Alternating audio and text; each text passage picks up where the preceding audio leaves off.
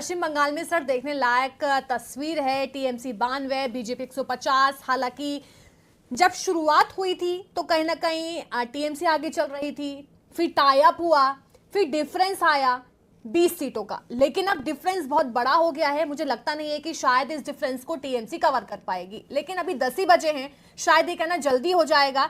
12 बजे तक तस्वीर जो है वो क्लियर हो जाएगी। लेकिन इस बार ममता बनर्जी शायद कुर्सी खो सकती हैं।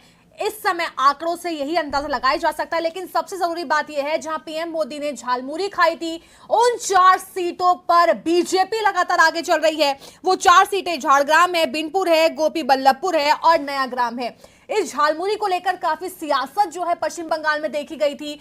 जिस तरह से पीएम मोदी वहां पहुंचे, जमीनी स्तर के लोगों से बातचीत की, वहां पर झालमुरी खाई, लोगों से संवाद किया, उसके बाद टीएमसी ने खूब इस पर पॉलिटिक्स की।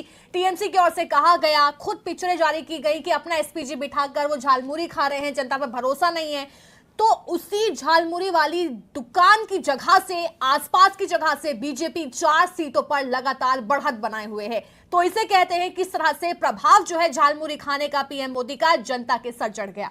ममता बनर्जी ने हालांकि खूब जोर लगाया, लेकिन फिर भी जिस तरह से बीजेपी ने मेहनत करके इतने सालों के बाद जो परिवर्तन का एक रूप जो नजर आ रहा है रुझानों में, वो तो साफ नजर आ रहा है। हालांकि अभी थोड़ा सा और वक्त लगेगा।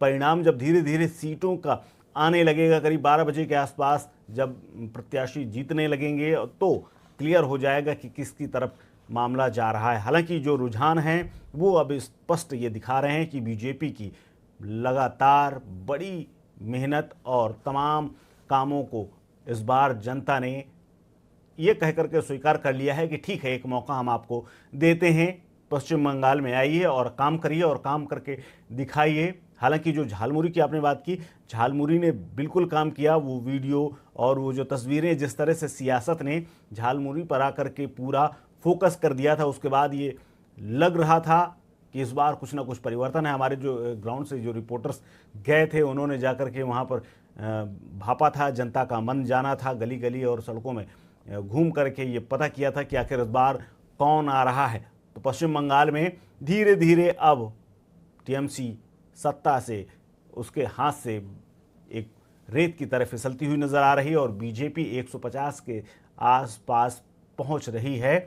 और अभी ये फिलहाल रुझान है, एक बार फिर से बता दें कि अभी रुझान है, परिणाम आने अभी बाकी है। परिणाम आने में अभी कुछ समय लगेगा। एक एक कैंडिडेट का जब सीधे सीधे जीत और हार का फैसला एक एक सीट पर होने लगेगा,